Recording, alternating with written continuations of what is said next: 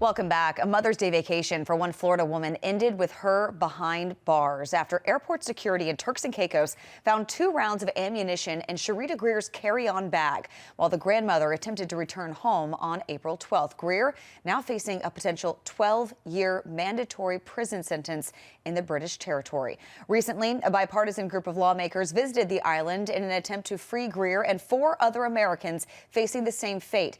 Joining me now, Congressman Michael Cloud, who is one of those lawmakers to travel to Turks and Caicos. Congressman, was anything accomplished on your trip? I know you met with several government officials there. Were you well received?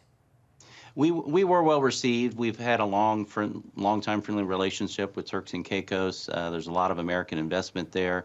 75% of their imports come from the United States, and of course they have the tourism industry as 65% of their GDP.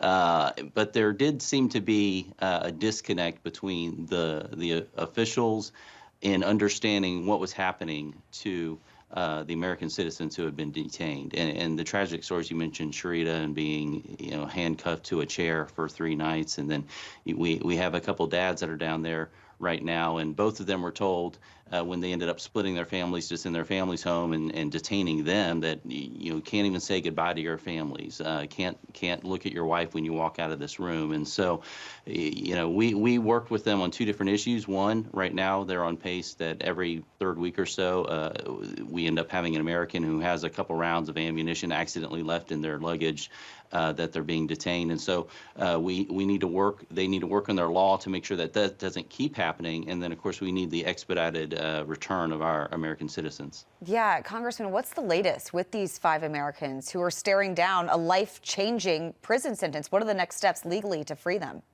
Exactly. In the next couple of weeks, we'll see 2 of them come before sentencing hearings. So I think that will be very telling to see what happens then.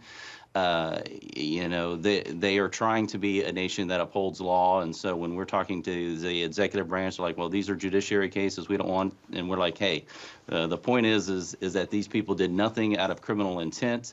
They passed a law, and they will admit that they passed a law intending to crack down on gang violence, that the unintended consequences have been that our American citizens have been victimized, basically, from it. And so they know that something needs to be done, but we express to them the urgency of the moment.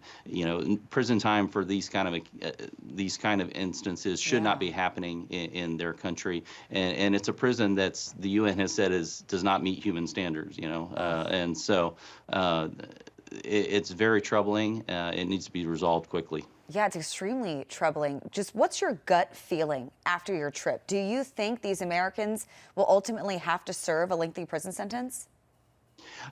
I like to think, I'm optimistic that this will be resolved and that they will be coming home. Of course, from our position, some have been there for months, and that's already way too long already. Yeah. But we remain optimistic. They understood the gravity of the situation, the leaders that we had the opportunity to speak to, and so we are optimistic that they'll do the right thing in this situation. And I know Turks and Caicos takes their gun laws very seriously. So what advice would you give any American planning a trip there or maybe anywhere else outside the U.S.?